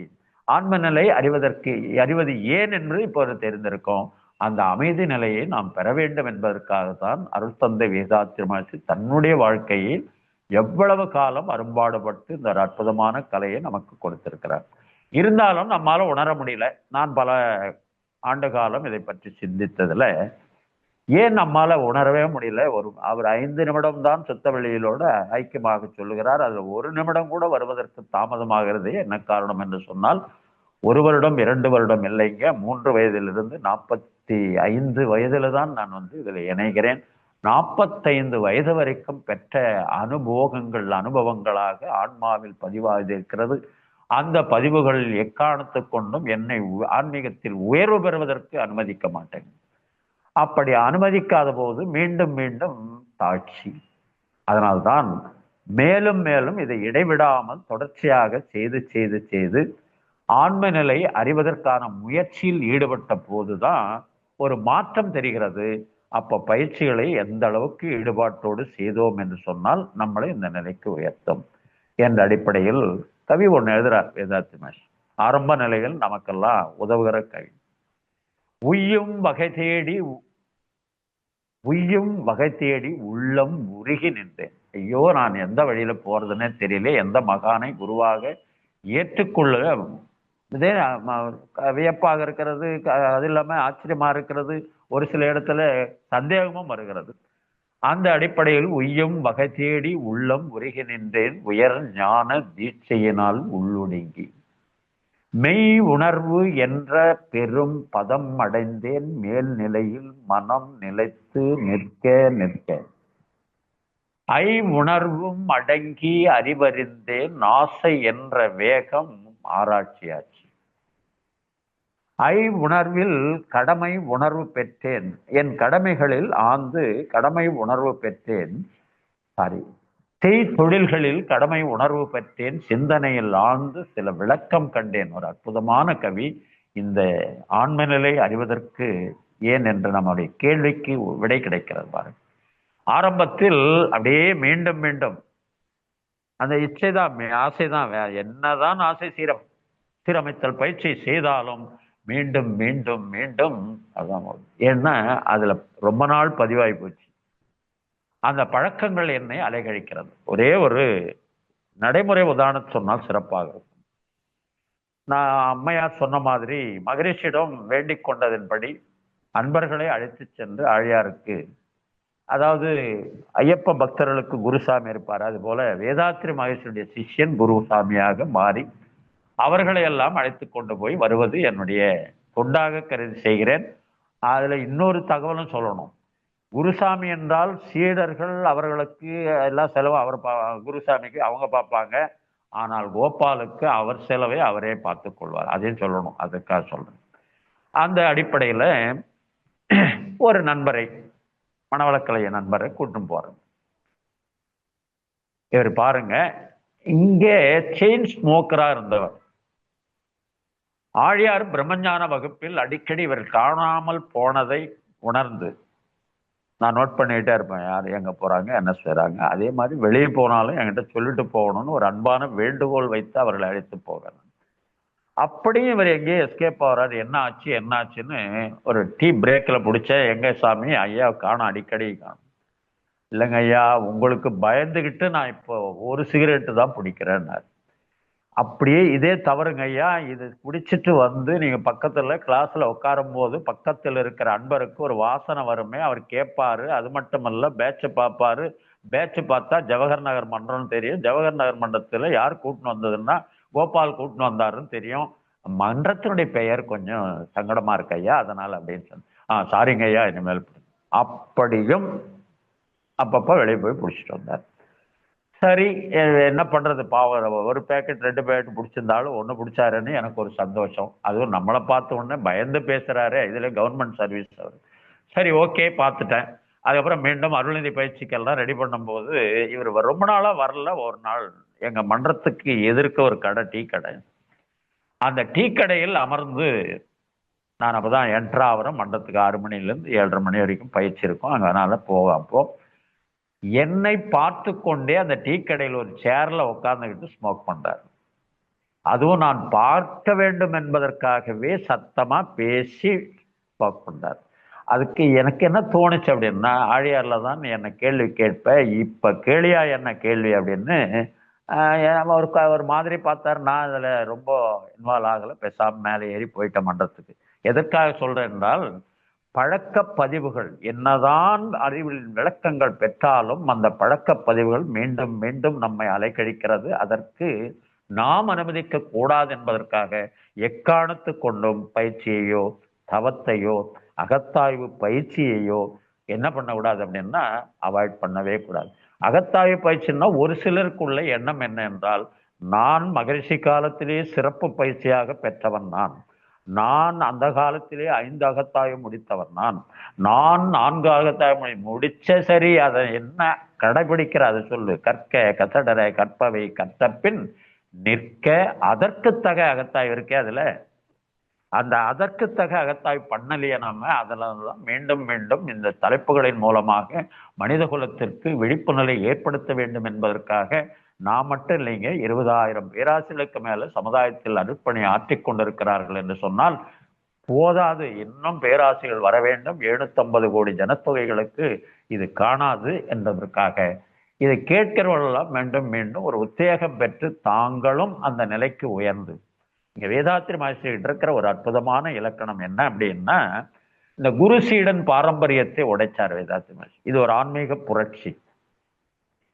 எவர் ஒருவர் குருவை மதித்து ஒழுகினாலும் தப்பாது குருவுயர்வு மதிப்போர் தம்மை தரத்தில் உயர்த்தி பிறவி பயனை நல்கும் என்ற ஒரு கவியில ஒரு விழிப்பு நிலை ஏற்படுத்தியிருப்பார். நான் மட்டும் இல்லைங்க, எவர் ஒருவர் குருவை மதித்து ஒழுகினாலும், அது மட்டுமல்ல, நீ என்னவாக நினைக்கிறாயோ அதுவாக மாறுவாய் என்று முதல்ல 4 வரியை எதிர்ப்பார். எப்பொருளை எச்செயலை எக்குணத்தை எவ்வுயிரை ஒருவர் அடிக்கடி நினைந்தால் அப்பொருளின் தன்மையாய் நினைப்போரது அறிவினிலும் உடலினிலும் மாற்றம் காணும் இப்பெருமை இயல்பூத்த நேதி. என்னவாக நினைக்கிற அதுவா மாறுவப்பா. அப்ப துரியாதீத தவத்தின் மூலமாக நான் இறைநிலை உணர்வோடு ஐக்கியமாவது போல பாவனை செய்யும் போது நீ அதுவாக மாற மாட்டாய். என்ன ஏன் சந்தேகப்படுகிறாய்? நிச்சயமாக மாற முடியும். அதனோடு அடிக்கடி வாய்ப்பு கிடைக்கிற போதெல்லாம் உடலில் உயிர் இயங்கும் மட்டும் உறைந்து உறைந்து இந்நிலையில் பழகிக்கொள்ள உலக இன்பங்களிலே அளவு கிட்டும். கரை நீங்கி அறிவு மெய்ப்பொருளாய் நிற்கும் கரைந்து போம் தன்முனைப்பு காணும் தெய்வம் எதிரார. அப்ப நமக்கு வாய்ப்பு கிடைக்கும் போதெல்லாம் துரியாதீதம் செய்ய செய்ய செய்ய அந்த நிலையை நாம் அறிவதற்கு தான் ஆன்ம நிலை அறியணும். அப்ப அந்த ஆன்மா என்பது என்ன, அது எப்படி நமக்குள் உயிராக இயங்கிக் கொண்டிருக்கிறது, மற்ற உயிர்களில் எப்படி, மற்ற ஜீவன்களில் அது எப்படி உயிராக இயங்கிக் கொண்டிருக்கிறது, இந்த உண்மையெல்லாம் நான் உணர்ந்த பிறகு என் ஆன்ம நிலையை மட்டும் நான் அறிவதில்லைங்க, பிறருடைய ஆன்ம நிலையும் அறிந்து அதற்கு என்ன உய்வு, அதற்கென்ன உயர்வு நாம் தர வேண்டும் என்ற அடிப்படையில் சிந்திக்க வைத்ததுதான் அருட்தந்தை வேதாத்ரி மகர்ஷியுடைய இந்த பயிற்சி முறைகள். அந்த அடிப்படையில் தான் அருட்தந்தை வேதாத்ரி மகர்ஷி இந்த ஐவகை பற்றுக்களிலிருந்து விடுபட வேண்டும் என்று பஞ்சேந்திரி தவத்தை மட்டும் கொடுக்கவில்லை. அதன் பிறகு பார்த்தீங்கன்னா ஆன்மீக பயிற்சிகள் எல்லாம் பார்த்தீங்கன்னா உடலுக்கான பயிற்சி மட்டுமல்ல, உயிருக்கான பயிற்சிகள், மனதுக்கான பயிற்சிகள், அதன் பிறகு பார்த்தீங்கன்னா வாழ்க்கை நல பயிற்சிகள், அகத்தாய்வு பயிற்சிகள். இதுதான் மிக மிக முக்கியம். உடற்பயிற்சிகள் மட்டும் செய்துவிட்டு அகத்தாய்வு செய்யவில்லை என்று சொன்னால் அதை தான் நான் ஏற்கனவே செஞ்சேன் அப்படின்னு தயவு செய்து சொல்லாதீர்கள். அன்றாடம் அகத்தாய்வு பயிற்சி செய்யணும். அதாவது தற்சோதனையில் நாம் இணைந்திட வேண்டும். அழகா எதிரார் வேதாத்ரி மகர்ஷி. விழிப்பு நிலை என்ற அறிவு வெளிச்சம் கொண்டு, விழிப்பு நிலை என்ற அறிவு வெளிச்சம் கொண்டு விருப்பு வெறுப்பு எனும் அலை சுழலின் மனத்தின் அழுக்கு அற தற்சோதனையில் முனைந்திடுங்கள். விருப்பு வெறுப்பு எனும் அலை சுழலின் மனத்தின் அழுக்கு அற தற்சோதனையில் முனைந்திடுங்கள். தற்சோதனைன்னா அகத்தாய்வு. வேற எந்த மகானும் அறிமுகப்படுத்தாத ஒரு தற்சோதனை பயிற்சியை அருட்தந்தை வேதாத்ரி மகர்ஷி, அவரிடம் இருக்கிற ஒரு நட்பண்பு பாருங்க. மற்ற பயிற்சிகள் எல்லாம் உலக சமுதாய சேவா சங்கம் உலக மக்களுக்கு வழங்கி கொண்டிருக்கிறதுன்னு பெருந்தன்மை பேசுவார். அவர் தான் உருவாக்குனது. உடற்பயிற்சியிலிருந்து, காயக்கல்பத்திலிருந்து, அகத்தவத்திலிருந்து, அகத்தாய்விலிருந்து. ஆனாலும் எங்கேயும் நான் தான் இதை உருவாக்கி இருக்கிறேன், சமுதாய மக்களுக்கு நான் தான் வழங்கியிருக்கிறேன்னு பெருமைப்பட்டதே இல்லைங்க. ஆனால் இதை மட்டும் சொல்வார், இந்த ஆன்மீக பயிற்சிகளில் தற்சோதனை என்ற ஒன்றை நான் தான் அறிமுகப்படுத்துகிறேன் அப்படின்னு. அப்ப அந்த தற்சோதனை பயிற்சியை செய்தால் என்ன நன்மை சாமின்னா அதுக்கு அதிலேயே நன்மைகள்லாம் எழுதுறார் வேதாத்ரி மகர்ஷி. விழிப்பு நிலை என்ற அருள் வெளிச்சம் கொண்டு விருப்பு வெறுப்பு எனும் மலைச்சுழலின் மனத்தின் அழுக்கு அற தற்சோதனையில் முனைந்திருங்கள். அன்பு ஊறும் கடமை உணர்வாகும் உன் வாழ்வு. அதாவது நமக்கு சொல்லியிருப்பாங்க பழமொழி, அன்பிற்கும் உண்டோ அடைக்கும் தாழ். அதாவது துரியாதீத தவத்தின் மூலமாக நாம் அந்த இறைநிலை உணர்வு பெற்ற பிறகு நம்முடைய அன்பும் கருணையும் பிரவாகமாக பெருக்கெடுத்து ஓட வேண்டும். அதனால மனவளக்கலைக்கு வர்றதுக்கு முன்னாடி நமக்கு அன்பு இல்லைன்னுலாம் குறை கிடையாது. இதற்கு முன் எப்போதாவது அன்பும் கருணையும் வரும். அதாவது மனைவின்னா கணவன் பேர்ல அன்பு வரும், கணவன்னா மனைவி பேர்ல வரும், அப்புறம் பிள்ளைகள் பேர்ல வரும், அதுக்கப்புறம் அண்ணன் தம்பி இந்த மாதிரி உறவு மேல வரும், அதன் பிறகு சொந்த பந்தம், அதுக்கப்புறம் நம்ம சாதி, அப்புறம் மதம், இப்படிதான் வரும் அன்பும் கருணை எப்போதாவது. ஆனால் இறை உணர்வு பெற்றவர்களுக்கு அன்பும் கருணையும் பிரவாகமாக தடையின்றி தேக்கமின்றி திசை மாற்றமின்றி ஓடி வரணுங்க. அந்த அற்புதத்தை நிகழ்த்தினார் வேதாத்ரி மகர்ஷி துரியாதீத தவத்தில். அதைத்தான் எழுதுறார். நீ தற்சோதனை செய்ய செய்ய உள்ளே இருக்கின்ற கலங்கங்கள் மறைய மறைய மறைய என்ன அங்க பெருக்கெடுக்கும் அப்படின்னா அன்பு ஊறும். கடமை உணர்வாகும் முன்வாழ்வு. கடமை உணர்வுக்கு என்ன ஒரு விளக்கம் சொல்லலாம் அப்படின்னா, மழை வருது ஒரு சில காலத்துல, இயற்கையினுடைய விளைவுகள், அதை நாம போய் தடை செய்ய முடியாது. ஆனாலும் அதற்கென்று உபகரணம் எல்லாம் உருவாக்கி வச்சிருக்கிறோம் மனித அறிவின் மூலமாக. மழையே இருந்தாலும் ரெயின் கோட் போட்டுக்கிட்டு நான் வண்டி எடுத்துக்கிட்டு போய் சர்வீஸ் பண்ணணும்னு ஒரு கடமை உணர்வு வருது பாருங்க. அந்த கடமை உணர்வு அன்பு அதிகமாக அதிகமாக இன்னொரு இடத்துல எழுதுறார் வேதாத்ரி மகர்ஷி, அறிவின் உயர்நிலையில் அன்பும் கருணையுமாய் நெறியில் சிறந்த போது நீங்காத என்ப ஊத்தாய் பொறியெனும் புலனைந்தில் பொங்கு தன் மாத்திரையாய் சிறிதும் பெரிதுமாகி சிந்தனைக்கு ஊற்றான இறைவனை நான் கண்டு கொண்டேன், அறிவாய் இறைவனை உணர்ந்து கொண்டேன்.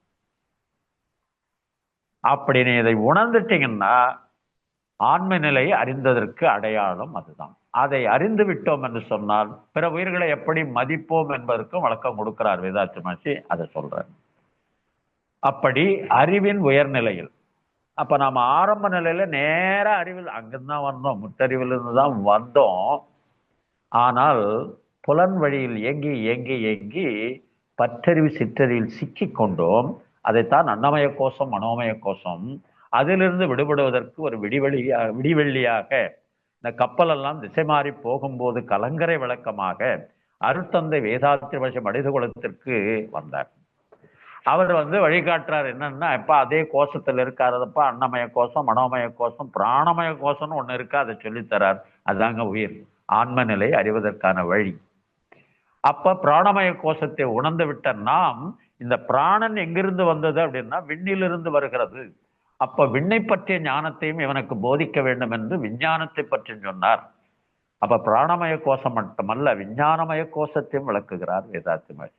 விஞ்ஞானம் உடனே எனக்கு ஒரு மைண்ட்ல ஸ்ட்ரைக் ஆகுது. என்னன்னா, பிர்லா பிளானட்டோரியம் போனீங்கன்னா இந்த சயின்டிஸ்ட் போட்டவங்கெல்லாம் அங்கே போட்டு அவருடைய வாழ்க்கை வரலாறை சின்னதா எழுதி போட்டிருப்பாங்க. அந்த வரிசையில் நம்முடைய அருட்தந்தை வேதாத்ரி மகர்ஷி ஒரு சயின்டிஸ்டாக அங்கே காட்சி தருகிறார். போனீங்கன்னா பாருங்க. அப்படின்னா என்ன அர்த்தம் அப்படின்னா, விஞ்ஞானிகளுக்கு மேல் விஞ்ஞானி. ஏன்னா இவருடைய கருத்தை ஆராய்ச்சி செய்து PhD எல்லாம் பண்ணிட்டு இருக்கிறோம்.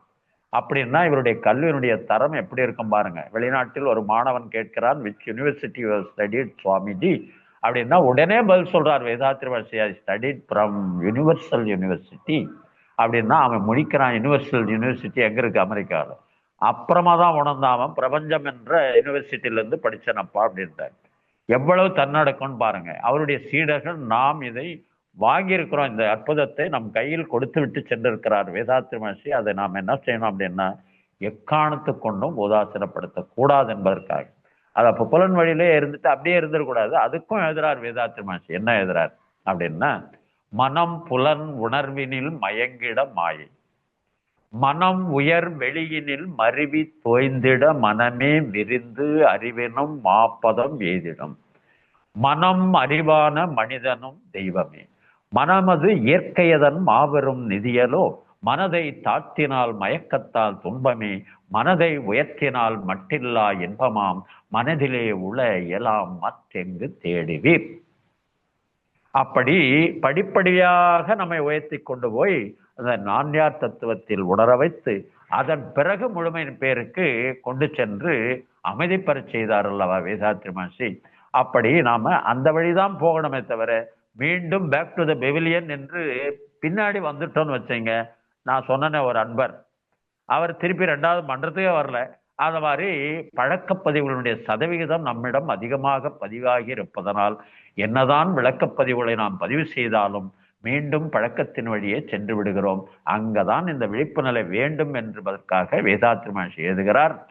அப்போ அன்பு ஊறும் கடமை உணர்வாகும் முன்வாழ்வு.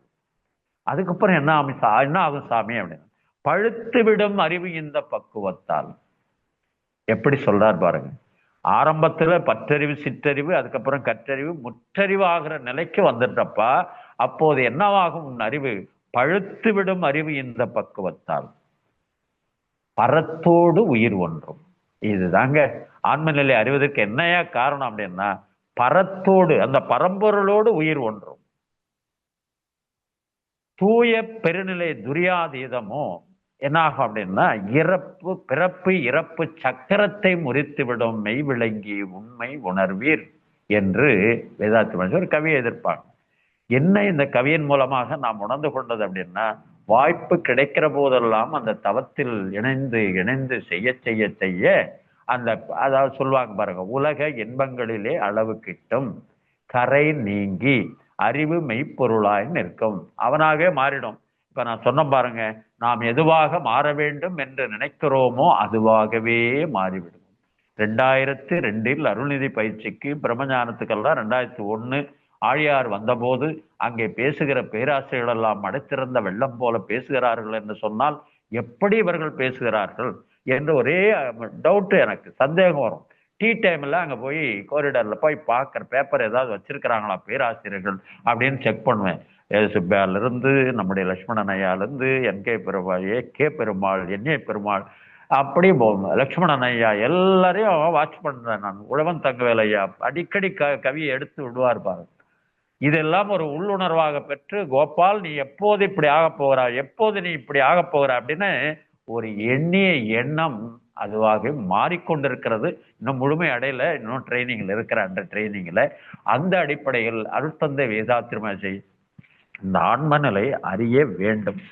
அறிந்தால் அந்த உண்மை நிலையை உணர முடியும். உண்மை நிலையை உணர்ந்தோம் என்று சொன்னால் அன்பும் கருணையும் வரும். அன்பும் கருணையும் வந்து சொன்னால் மற்றவர்களுக்கு எல்லா விதத்திலும் தொண்டாற்ற வேண்டும் என்பதற்காக அற்புதமான ஒரு கவியை நமக்கு கொடுத்திருப்பார் வேதாத்திரி. உன் செயல் இன்ப துன்ப உணர்வுகளை எல்லாம் உள்ளிருந்து வாங்கி கருமையத்துள் வைத்து, உன் செயல் இன்ப துன்ப உணர்வுகளை எல்லாம் உள்ளிருந்து வாங்கி கருமையத்துள் வைத்து, உன் மனம் உள் திரும்ப ஒவ்வொன்றாய் எடுத்து காட்டி உன்னை வழி நடத்துவது உண்மை தெய்வம் அன்றோ. நான் சிந்தித்து பார்த்ததுல என்ன அர்த்தம் அப்படின்னு, நாம் எது செய்தாலும் சொன்னாலும் எண்ணினாலும் நம்முடைய ஆன்மாவில் பதிவாகி வருகிறது. அது நல்லதோ கெட்டதோ அந்த பதிவுக்கேற்ற மாதிரி சொல்லும் செயலும் விளைகிறது.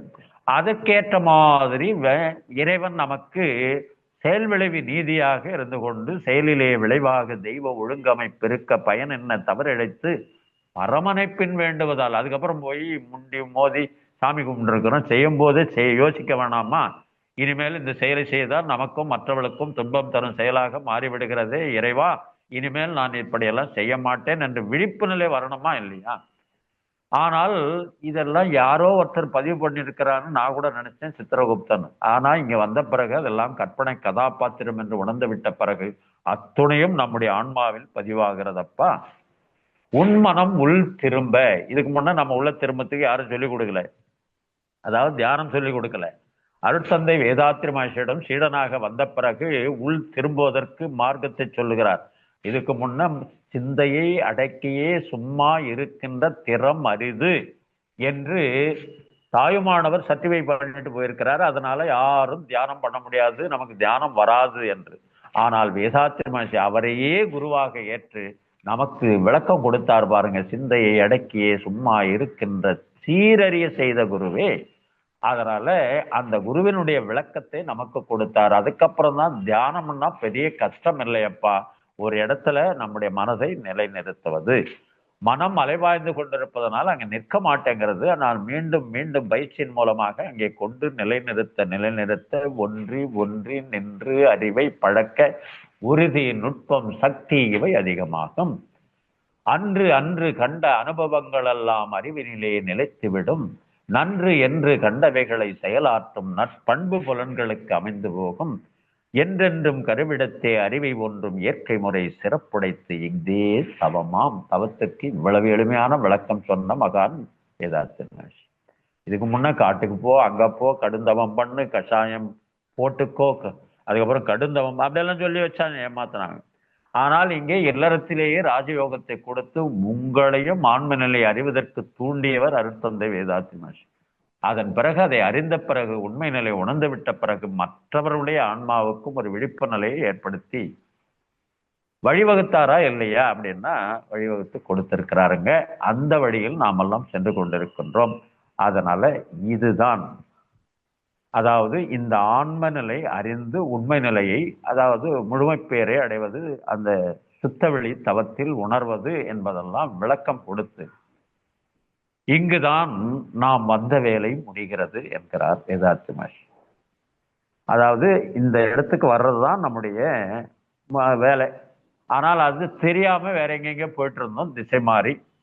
ஆனால் இங்கே வந்த பிறகு தெரிந்தது, இங்கே வந்ததுக்கான காரணம் இதுதான் அப்பா, உண்மை நிலையை அறிவதற்காக வந்திருக்கிறோம். அதுதான் வாழ்வின் நோக்கத்திலேயே நமக்கு கொடுத்திருப்பார் வேதாத்ரி மகர்ஷி. அந்த அடிப்படையில் இங்கேதான் நமக்கு என்ன பிறக்கிறது என்று எழுதுகிறார். இந்த நிலையில் இன்ட்யூட்டிவ் லவ் அப்படின்றார். இன்ட்யூஷன் என்றால் உள் உணர்வுன்னு சொல்ற மாதிரி, இன்ட்யூட்டிவ் லவ் என்றால் உள்ளார்ந்த அன்பு ஒவ்வொரு ஆன்மாவிலிருந்தும் பிறக்கிறதப்பா.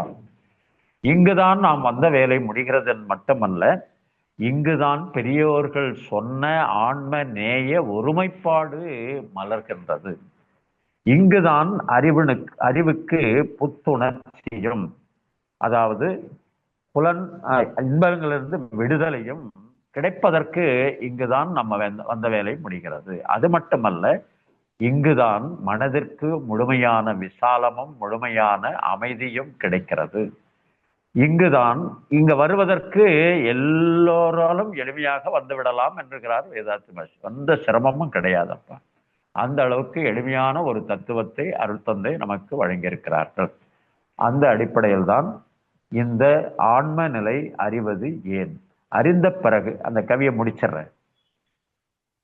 நாம் உள் ஒடுங்க அப்படின்னு வரும்போது இதுக்கு முன்னே தியானம் எல்லாம் தெரியாது. ஆனால் இங்கே வந்த பிறகு தியானம்னா ஒன்றும் இல்லப்பா, உள்கடை. உள் என்று சொன்னார்கள். ஆனால் இங்கே வந்த பிறகு உள்கடை, உள்ளே கடந்து பார், கருமையத்தில் பதிவான அத்துணையும் உனக்கு ஒவ்வொன்றாய் எடுத்து காட்டுகிறது உன் ஆன்மா. அப்புறம் உன்னை வழி நடத்துவது யார் என்று சொன்னால் உண்மை தெய்வம் அன்றோ அப்படின்னு எழுதியிருப்பார். இது என்ன உண்மை தெய்வம் அப்படின்னா, எனக்கு தெரிந்த ஒரு கருத்தை சொல்றேன் நான். உடலுக்குள் உயிர், உயிருக்குள் அறிவாக மெய்ப்பொருள். அந்த அடிப்படையில் உண்மை தெய்வம் உனக்குள்ளேயே இருக்கிறதப்பா.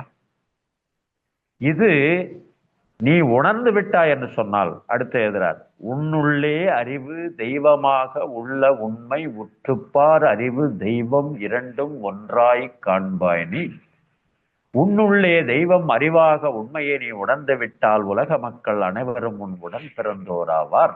சகோதரத்துவம் வருது பாருங்க, உலக சகோதரத்துவத்தை கூட சொல்றாரு. அந்த அடிப்படையில் இப்படி உன்னை வழிநடத்துவது யார் என்று நினைக்கிறாய் என்று சொன்னால், நீ வணங்கி கொண்டிருப்பதோ மற்றவர்கள் வணங்கி கொண்டிருக்கின்ற தெய்வம் உன்னை வழி நடத்துவதாக நினைக்க வேண்டாம். உனக்குள்ளேயே இறைவன் அறிவாக இருக்கிறான் என்ற பேருண்மையை உணர்வதுதான் ஆன்ம நிலை அறிவதற்கான பயன் என்ற அடிப்படையில் இதை விளக்கம் சொல்லியிருப்பாங்க. அதுக்கு முன்னெல்லாம் தவம் பண்ண முடியாதுன்னா நிரூபித்தவர் வேதாத்ரி மகர்ஷி. எல்லோராலும் தியானம் பண்ண முடியும். அப்படி தியானம் செய்து செய்து உண்மை நிலை அறிவு என்பதை உணர்ந்து விட்டோம். அதுக்கு விளக்கம் கொடுக்கிறார். இப்போ அறிவும் அரூபம், ஆதி நிலையும் அரூபம். அறிவும் அரூபம், ஆதி நிலை என்ற மெய்ப்பொருளும் அறிவும், இரண்டு அரூபம் பிரபஞ்சத்தில் கிடையாது. உனக்குள்ளே அறிவாக அரூபம் இருக்கிறது. அதே அரூபம் வெளியில தெய்வமாக வணங்கப்படுகிறது, போற்றப்படுகிறது, அதெல்லாம் கும்பிடப்படுகிறது அப்படின்னு சொல்லிடலாம். வெளியே சிலையாக உணர்ந்து கொண்டிருப்பவர்கள், உணர்ந்தவர்களுக்கு அவன் அறிவாக உள்ளே இயங்கிக் கொண்டிருக்கிற பேருண்மையை வேதாத்ரி மகர்ஷி எடுத்து காட்டுது. அதுதாங்க. அந்த அடிப்படையில் நாம உணர ஆரம்பித்து விட்டோம் என்று சொன்னால் நிச்சயமாக ஆன்மா என்ற ஆன்ம நிலையை அறிவது எதற்காக என்றால் இதற்காகத்தாங்க. அந்த பேரறிவோடு நாம் ஐக்கியமாக உங்களிடமிருந்து அன்பும் கருணையும் பிரவாகமாக. அதை இன்னொரு இடத்துல குறிப்பிடுவார் வேதாத்ரி மகர்ஷி. உத்தம நண்பர்கள் உங்கட்டும் உரியது, சித்தம் என்னும் உயிர்க்குள் சிறப்பாய் விளங்குவது, முக்தர்கள் அறிவினில் முழுமையாய் திகழ்வது, முக்தர்கள் அறிவினில் முழுமையாய் திகழ்வது, இத்தனை சிறப்போடும் எல்லோர்க்குள்ளும் நிறைந்த இறைவனை கண்டு கொண்டேன். அறிவாய் இறைவனை காணுகின்றேன், இறைவனை கண்டு கொண்டேன். குறைவின்றி குற்றமின்றி குணத்தில் உயரறிவாய், மறைப்பொருளாக உள்ள மாபெருமை பொருளாய் இறைவனை கண்டு கொண்டேன். எங்கும் எக்காலத்தும் எல்லா பொருட்களுடன் தங்கி தழைத்தோங்கி தனை வெவ்வேறாய் காட்டி, பொங்கி ததும்பி இன்ப பூரிப்பாய் நிறைந்துள்ள கங்குள் பகலிரண்டின் காரண பொருளான இறைவனை கண்டு கொண்டேன். ஆதி நிலை வெளியாய் அணுவோடைம்பூதமாகி பேதித்த உயிர்களில் பிழையில்லா நெஞ்சமாய், வாதிக்க இடமின்றி வளரியல் ஊக்கமதாய் நீடித்த நிலைக்களனாய் நின்று நிலவுகின்ற இறைவனை கண்டு கொண்டேன். அறிவாய் இறைவனை காணுகின்றேன், இறைவனை கண்டு கொண்டேன். ஆன்ம நிலை அனைவரும் உணர வேண்டும் என்பதற்காக தான் இந்த பயிற்சியெல்லாம் அருட்தந்தை அவர்கள் வாழ்க்கை மலர்களிலேயே அங்கங்க ஒரு தலைப்பில் எழுதியிருப்பார். ஆன்ம நிலை அறிவது ஏன் என்பது மட்டுமல்ல, ஐவகை பற்றிலிருந்து விடுபட வேண்டும், அப்போதான் ஆன்ம நிலை அறிய முடியும். அதே மாதிரி ஆன்மீக பயிற்சியின் நன்மைகள், ஆன்மாவின் 3 நிலைகள், ஆன்மீக இனிமை, ஆன்மீக நேய ஒருமைப்பாடு, இப்படி ஆன்மாவை பற்றி நிறைய விளக்கம் கொடுக்கிறார் வேதாத்திரி மகர்ஷி. அப்போ அதை உணர்வதற்கான பயிற்சிகளையும் கொடுத்து நம்மளை உன்னத நிலைக்கு உயர்த்தி சென்ற அருட்தந்தை வேதாத்திரி மகர்ஷியுடைய பயிற்சிகளை எக்காரணத்து கொண்டும் தவிர்க்காமல், அதை சிறமேற்கொண்டு, இதை செய்யாமல் என் கடமை எந்த கடமை செய்ய மாட்டேன் என்ற ஒரு உறுதிமொழியோடு பயிற்சி செய்தோம் என்று சொன்னால் நிச்சயமாக ஆன்ம நிலை அனைவரும் அறியலாம். அறிந்த பிறகு மற்றவர்களையும் அறிவைப்பதற்கான உயர்வை பெறலாம். அறிந்த பிறகு எல்லோரும் அந்த அமைதி நிலையை அடையலாம் என்ற அடிப்படையில் தான் மனவளக்கலையை வடிவமைத்து கொடுத்திருக்கிறார் வேதாத்திரி மகர்ஷி. மனவளக்கலை பயிற்சி முறைகள் பார்த்தீங்கன்னா மனவளக்கலை பாகம் 1ல இந்த ஒரு பெருசா ஒரு இது போட்டிருப்பாரு காலம், அதுல பாத்தீங்கன்னா கடைசியா பீஸ்ன்னு போட்டிருப்பார், அமைதி வரும். அப்ப ஆன்ம நிலையை அறிவதற்கு என்ன காரணம் என்றால் அமைதி பெற வேண்டும் எனவர் என்ற அடிப்படையில் இந்த ஒரு அற்புதமான தலைப்பை எனக்கு வழங்கி ஆதரவு கொடுத்த ஐடி துறையை சார்ந்த வீரப்பன் ஐயா அவர்களையும், ஐடி துறையிலிருந்து எனக்கு இந்த நிகழ்ச்சியை நடத்துவதற்கு ஆதரவு கொடுத்த அனைத்து ஆசிரியர் பெருமக்களையும், வேதாத்திரிய கருத்துக்களை என் மூலமாக கேட்ட அன்பர்கள் அனைவருக்கும் நன்றியும் வாழ்த்துக்களும் கூறி, நீங்கள் அனைவரும் அருட்பேராற்றல் கருணையினால் உடல் நலம், நீளாயுள், நிறை செல்வம், உயர் புகழ், மெய்ஞானம் ஓங்கி வாழ்க வளமுடன் என்று குரு நினைவோடு வாழ்த்தி மகிழும் கோபால் வளர்மதி தம்பதி. வாழ்க வளமுடன். நீங்களும் உங்கள் அன்பு குடும்பமும் வாழ்க வளமுடன். தற்பொழுது ஐயா அவர்கள் நம்முடைய கேள்விகளுக்கும் சிறப்பாக பதிலினை அளிக்க இருக்கின்றார்கள். கேள்வி கேட்க விரும்பும் நண்பர்கள் தங்களுடைய கைபேசியை தாங்களே அன்மியூட் செய்து கொண்டு கேள்விகளை மட்டும் சுருக்கமாக கேட்கும் போது அனைவருக்கும் அது பயனுள்ளதாக அமையும் என்பதை அன்போடு தெரிவித்துக் கொள்கிறோம். வாழ்க வளமுடன். இப்பொழுது கேள்வி பதில் நிகழ்வுக்கு செல்லுவோம். முதலாவதாக கேள்வி கேட்க விரும்பும் அன்பர்களும் கருத்துக்களை பகிர்ந்து கொள்ள விரும்பும் அன்பர்களும் ஹேண்ட் ரைஸ் செய்யும்படி அன்போடு கேட்டுக்கொள்கிறோம். அருள்நிதி இந்திராணி அம்மா, வாழ்க வளமுடன் அம்மா. மைக் அன்மியூட் பண்ணிட்டு ஐயா கிட்ட பேசு. நன்றி அம்மா, வாய்ப்புக்கு நன்றி. ஐயா வாழ்க வளமுடன். ஐயா வாழ்க வளமுடன்மா, சொல்லுங்க. என்ன ஒரு தீர்க்கமான அனுபவபூர்வமான அறிவுபூர்வமான ஆழமான கருத்துக்கள். உங்களை வாழ்க தவிர குரு அருள். யாராலையும் இதை சொல்ல முடியாது ஐயா. அப்படியெல்லாம் சொல்ல முடியாதுங்க. குரு அருள் ஏதோ இருக்கட்டும். சொல்லுது இன்னைக்கு, அது சொல்லிட்டேன். அவ்வளவு அவ்வளவு அருமை, அருமையிலும் அருமை. நன்றி கேட்டுக்கிட்டே நன்றி கேட்டுக்கிட்டே இருக்கணும் போல இருக்கு ஐயா. ஆழ்ந்த ரொம்ப நன்றி. நீங்க ம் சொன்னதுல இருந்து என்ன புரியுதுன்னா, நீங்க சொன்ன மாதிரி அதுக்கு முன்ன சொல்றேன். நானும் நினைச்சேன் ஐயா. இந்த மற்ற ம் பேராசிரியர்களை பார்த்து இது மாதிரி கோபால் நான் எப்ப வர்றதுன்னு நீங்களே கேட்டுக்கிட்டீங்க. அது மாதிரி ஆமா. நானும் கேட்டுக்குவேன் ஐயா அப்பப்ப. இது மாதிரி வாழ்க. ஆ, சரளமா எப்படி பேசுறது, எப்படி சரளமா எடுத்து சொல்லுவது, நினைவுல வச்சுக்குவது, தவம் ஆமா. எப்படி பண்ணுவது, தவத்தை ம் தவறாமல் எப்படி பண்ணுவது, ம் அப்படி சாமிஜி எப்படி ஒரு தீர்க்கமா ஒரு முழு முயற்சிய ம் அப்படி ம் பண்ணாரே, அதுல ஒரு ஆமா. துளி ஒரு கடுகளவு நம்ம செய்யணுங்கிற எண்ணத்தோட நான் ஆ, நிறைய நாள கழிச்சிருக்கேன் ஐயா. ஆ. உதாரணமா சொல்லணும்னா எனக்கு கொஞ்சம் உடம்பு சரியில்லை ஒரு வாரமா, இருமல். ம் அதனால ம் அது ஒரு சாக்கா வச்சுக்கிட்டு நான் என்ன பண்ணேன்னா, நின்ன பயிற்சி நிலையில பண்ணேன். தவம், ஆ, நிக்கும்போது தவம், அல்ல ஆ, படுக்கையில தவம். இந்த நடுவுல ஆ. உட்கார்ந்து செய்யறதெல்லாம் செய்யறது இல்ல. இது ஒரு ஏதில்ல. எக்ஸம்ஷன். நானா ஏற்படுத்திக்கிட்ட ஒரு சரி சரி. எக்ஸம்ஷன். இது ம் தப்புன்னு நம்ம அறிவு சொல்லுது. தவறு. கரெக்ட். ஆமா. செய்யக்கூடாது. முடிஞ்ச ம் வரைக்கும் எல்லாத்தையும் தொட்டு பார்க்கணும்னு நினைக்குது.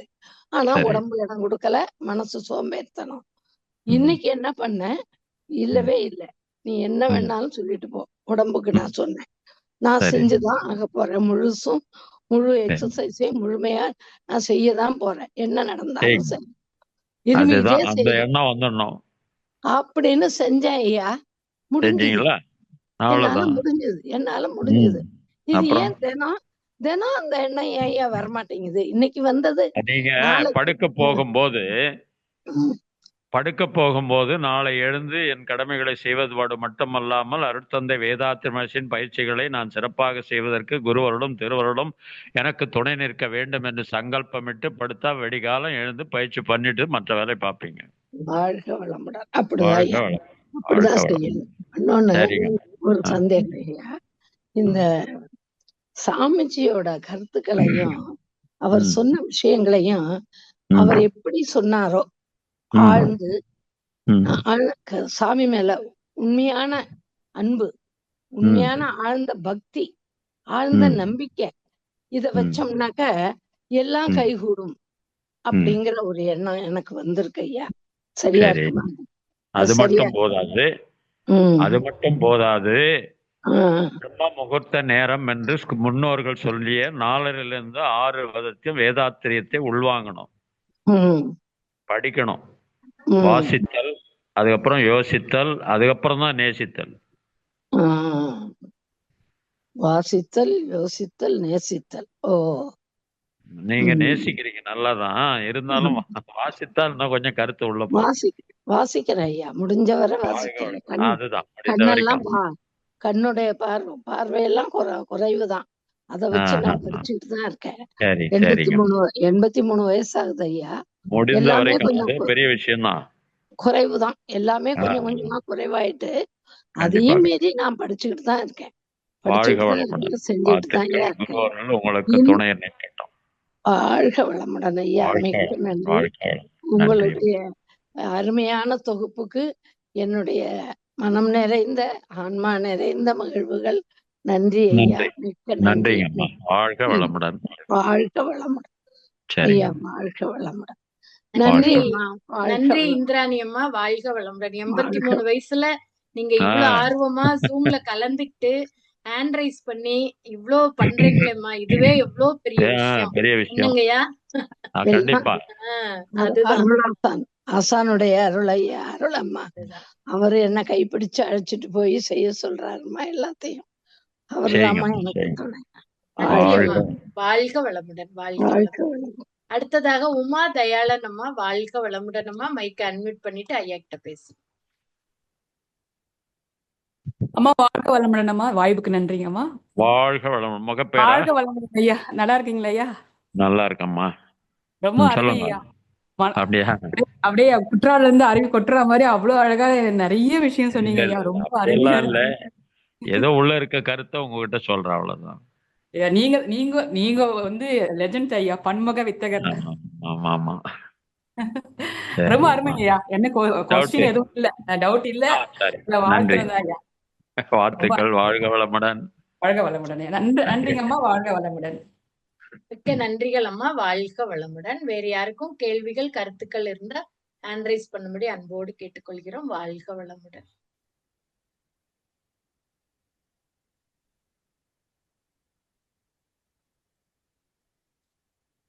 சந்தேகமே வரல யாருக்கும். ஆமா. அதான் ஐயா நீங்க தெளிவா சொல்லிட்டீங்கல்ல. தெளிவா சொல்லிட்டீங்க. பயிற்சியை பண்ணணுங்கிறத முத்தாய்ப்பா முடிச்சிட்டீங்க. சோ ஆமா. வேதாத்திரியத்தை உள்வாங்கணும்னு சொல்லிட்டு. சோ அப்படி அதுதாங்க இல்ல, ஐயா. பேராசிரியர்லாம் சொல்லுவாங்க இல்லையா, புரியலனாலும் கேள்வி வராது, மொத்தம் புரிஞ்சாலும் அப்படி கேள்வி வராது. அப்படி இல்லைங்கய்யா. இது வந்து ரொம்ப வாழ்க. தெளிவா இருக்கிறதுனால உள்ள விஷயம். நன்றி நன்றி அம்மா. கலாவதி அம்மா வாழ்க வளமுடன். கலாவதி அம்மா நீங்க பேசலாம்.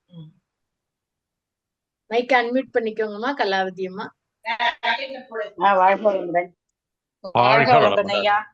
வாழ்க வளமுடன். சொல்லுங்கம்மா, ஐயா கேளுங்கம்மா. இன்னைக்கு தலைப்பு வந்து உங்களுடைய தலைப்பு ஒரு ஒரு நாளும் நான் வாழ்க்கை மலர்கள் பார்ப்பேன். இன்னைக்கு சரி. தலைப்பு வந்து அளவு முறை. ஆனா அந்த ஆமா. தலைப்பு நீங்க வேற சொல்லிருக்கீங்க. வேற இதுக்கு ஒண்ணும் என்ன இல்ல. பார்த்து சொல்ல போறீங்கிறதுக்காக கேட்க வரேன். இல்ல வேற ஒண்ணும் இல்ல.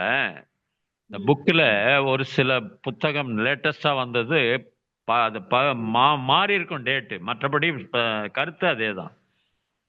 முன்ன பின்ன பைண்ட் பண்ணிருப்பான். இப்ப நீங்க சொல்ற கருத்து பின்னாடி வரும், நவம்பர்ல அப்படி வந்து பைண்ட் பண்ணிட்டு இருப்பான். நான் புது புக் வச்சிருக்கிறேன். அதனால அளவு முறை தான் சொல்லியிருப்பேன். அது அளவு முறை வரல, வேற ஏதோ தலைப்பு வந்தது. அதனால அந்த அளவு முறைக்கு தலைப்பு கேட்ட ஒரு பாட்டு சொல்லுங்கன்னு கேட்க வரேன்.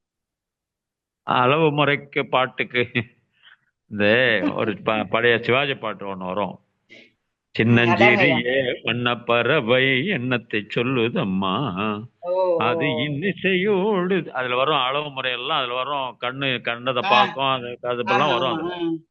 அதை எடுத்து வாழ்க வளம். நன்றிங்க ஐயா. வாழ்க வளமுடன். வாழ்க வளம். நன்றிங்க ஐயா. நன்றி நன்றி. நன்றிங்க அம்மா. வாழ்க வளமுடன். மிக்க நன்றி அம்மா. நேயர் விருப்பம் கேட்டாங்க. வாழ்க வளமுடன். ஓகே. அடுத்ததாக பத்ரி சபரீஷ். வாழ்க வளமுடன் ஐயா. ஐயா வணக்கம் ஐயா. வணக்கம். வணக்கம். வாழ்க வளமுடன் ஐயா. ரொம்ப சிறப்பா இருந்ததுங்க ஐயா. உங்க பாடல், உங்க குரல் வளம், நீங்க சொன்ன கருத்துக்கள் ரொம்ப சிறப்பா இருந்தது ஐயா. நீங்க சொன்னது ஒரே ஒரு கேள்வி. இப்ப வந்து இந்த பழக்க பதிவுன்னு அதை பத்தி எல்லாம் நீங்க சொன்னீங்க இல்லைங்க ஐயா.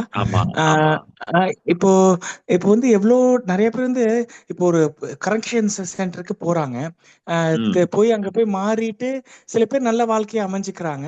சில பேர் வந்து திருப்பி அதே தப்பு பண்ணி திருப்பி ஜெயிலுக்கு போறவங்களும் இருக்காங்க. அதுக்கு காரணம் வந்து அவங்களால மாத்திக்க முடியலையே. அந்த என்விரான்மெண்ட் ரொம்ப முக்கியமான. மாத்திக்க முடியலன்னு இல்லைங்க, அந்த பயிற்சியில தொடர்ச்சி இல்லை.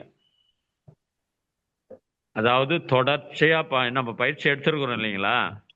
ஆமாங்க ஐயா. இதை எக்காரணத்து கொண்டும் டிஸ்கண்டினியூ பண்ணாமல் முயற்சியும் பயிற்சியும் தொடர்ச்சியாக எடுத்தால் ஆன்மீக வளர்ச்சியை ஆண்டவனால் கூட தடை செய்ய முடியாது. இவங்க அடிக்கடி என்ன பண்ணுவோம், வாரத்துக்கு ஒரு நாள் பயிற்சி பண்ணுவான், 30 நாளைக்கு ஒரு முறை மண்டத்துக்கு வருவான், அதுக்கப்புறம் தவணுன்னா நன்சா பண்ணுவான், நன்சா விட்டுருவாங்க. அப்ப பழக்கப்பதிவுன்னு உள்ள என்ட்ரா இருக்கு பாருங்க, அது பர்சன்டேஜ் அதிகமா இருக்கும். அதனுடைய செயலை அது என்ன பண்ணும், வீரியம் கொண்டு எழுச்சி பெறும். விளக்கன் என்னதான் புதுசா ரெக்கார்ட் பண்ணாலும் நுனிப்புள் மேய்ந்த கதையா மேலேயே இருக்கும். இது பழசு என்ன பண்ணும், வேற வேலை இல்லை, பயிற்சி போயா, இது பண்ணிட்டு போயான்றோம். அதுக்குதான் நான் ஒரு உதாரணம் சொன்னேன். கேட்டுங்களா. எக்காரணத்தை கொண்டும் விடக்கூடாது. எப்படி நாம சாப்பிட்றத விட்டுருமா, 3 வேளையும் சாப்பிட்றோமா இல்லைங்களா. வயிறு சரியில்லை கூட பொட்டலம் கட்டி 8க்குத்தாவது போய் ஆபீஸ்ல சாப்பிட்றோமா இல்லையா. கண்டிப்பாங்க. இதுல இல்லையே, காலையில நான் பயிற்சி பண்ணாம டிஃபன் கையை தொட மாட்டேன். நான் காயகல்பம் பண்ணாம, உடற்பயிற்சி பண்ணாம, தியானம் பண்ணாம டிஃபன் சாப்பிட மாட்டேன். அப்படி ஒரு வைராகியம். ஈவினிங் காயகல்பம் பண்ணாம டிஃபன் சாப்பிட மாட்டேன், நைட் ஈவினிங்லும். இவ்வளவுதான், வேற ஒண்ணும் இல்லை. இதனுடைய ஈடுபாடு அதிகரிக்க இம்ப்ரூவ்மெண்ட் அதிகம். சரிங்க ஐயா, ரொம்ப சிறப்பான பதில். வாழ்க வளமுடன். நன்றி ஐயா. நன்றி அம்மா. வாழ்க வளமுடன். மிக்க நன்றி ஐயா. வாழ்க வளமுடன். கலாவதி அம்மா திருப்பியும் ஹேண்ட் ரைஸ் பண்ணிருக்கீங்க. அன்மியூட் கொடுக்குறேங்கம்மா. வாழ்க வளமுடன்.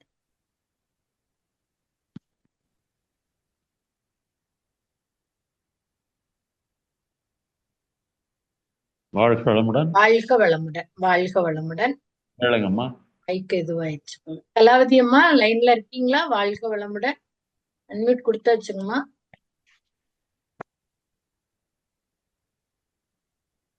அம்மாவோடது ஏதோ நெட் ப்ராப்ளம். சரி சரி. வெளியில ஆனர்னு போட்டிருக்கீங்க. வாழ்க வளமுடன். உங்களோட பேரையும் ஊரையும் சொல்லிட்டு ஐயா கிட்ட கேள்வி கேட்கலாம்.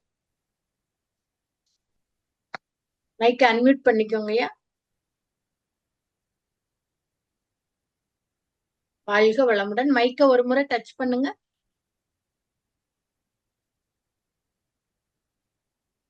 வாழ்க வளமுடன். வாழ்க வளமுடன். வாழ்க வளமுடன். சொல்லுங்க கேளுங்க ஐயா. ஆன்ம நிலை அறிவது நல்லா அருமையா சொன்னீங்க ஐயா. நம்ம குடும்ப உறுப்பினர்கள் நம்ம மகரிஷி என்ன சொல்றாரு, கணவன் மனைவியினுடைய உறவு தெய்வீக உறவுன்னு சொல்றாரு. நம்ம இந்த மகரிஷி கொடுத்த பயிற்சிகள் எல்லாம் செய்யறோம். நம்ம மனைவியை வாழ்த்துறோம், அவங்களும் வந்துட்டு இருக்காங்க. வாழ்த்தி நம்மளும் அந்த மனவளக்கலைக்கு எடுத்துட்டு வந்துடுறோம். அந்த கர்மாவை நம்மள பிடிச்சி நம்ம இருந்து அந்த உயர்வு நிலைக்கு வரோம். ஆனா அந்த கணவன் மனைவியுடைய உறவு ஃபர்ஸ்ட் நம்ம குடும்பத்தை தான் இப்பேற்பட்ட இருந்தாலும் நம்ம குடும்பத்தை தான் ஃபர்ஸ்ட் பார்க்கணும். அதுக்கப்புறம் தான் உங்களுடைய எல்லா செயலும் செய்யணும்னு சொல்றாரு. ஆனாலும் நம்ம கணவன் மனைவியுடைய உறவு சில டைம்ல அப்படியே மனக்கசப்புகள் வரதான் செய்யுதுங்க ஐயா. இன்னும் நம்ம நல்வழி படுத்துறதுக்கு நம்ம மகரிஷி வாழ்த்துகள் மட்டும்தான் அதை இது எதுவும் நம்மளால செய்ய முடியாதுன்னு சொல்றாங்க. இருந்தாலும் நம்ம இன்னும் என்னென்ன வழிகள் செஞ்சா நம்மளுடைய அந்த குடும்ப அந்த வளத்தை நம்ம இன்னும் நம்ம என்ன வழிகள் செய்யலாம்? அதுதான் காலை மாலை இருவேளையும் தவம் ஏற்றி மனதனுடைய அலைச்சொல் வேகத்தை குறைந்து பிறர் குற்றத்தை பெரிதுபடுத்தாமல் அதை எப்படி சரி செய்வது என்று செஞ்சோம்னா நிச்சயமாக பிணக்கு ஏற்படுவதற்கு வாய்ப்பில்லை.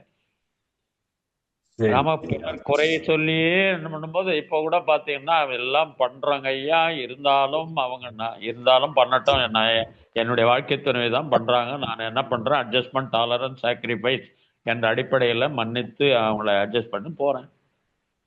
எடுத்து சொல்ற விதத்தில் குறைகளை பெருசு பண்ணி அவங்களுக்கு குற்றம் சொல்ற மாதிரி எடுத்து சொல்லாமல் திருத்திக் கொள்வதற்கான வாய்ப்பாக எடுத்து சொல்றேன்.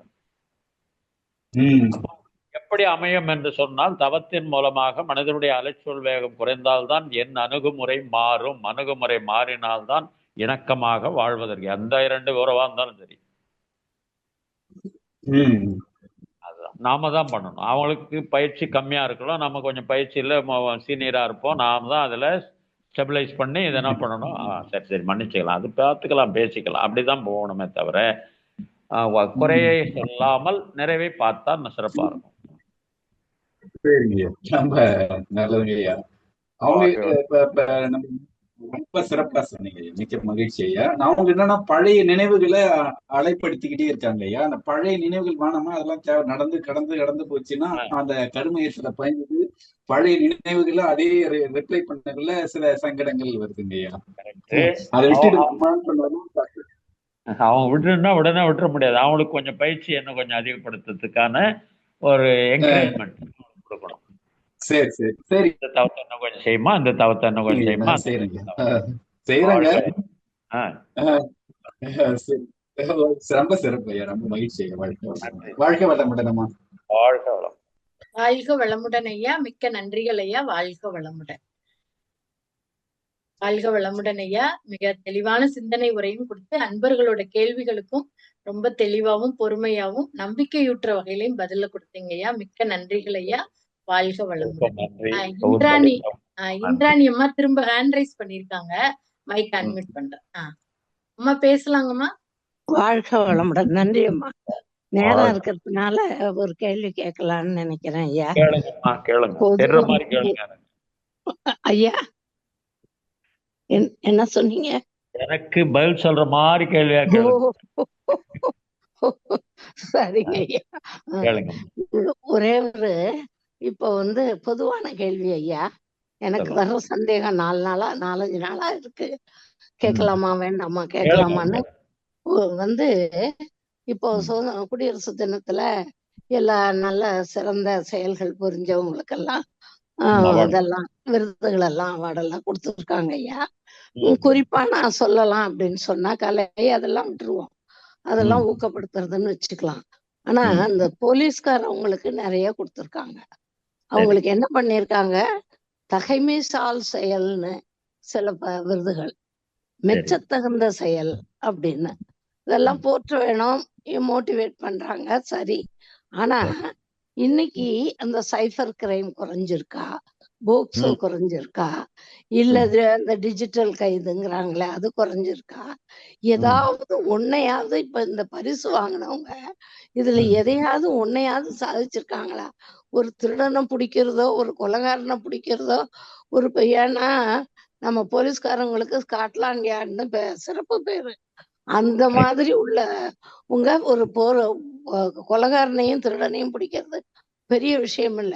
ஒரு அரசியல்வாதியோட கொலைய எத்தனை வருஷம் ஆச்சு, 10 வருஷம் ஆச்சு சார், ஆச்சையா இன்னும் பிடிக்க, அதை பத்தி சிந்தனையே இல்லை. எத்தனையோ கவர்மெண்ட் வந்துச்சு போச்சு.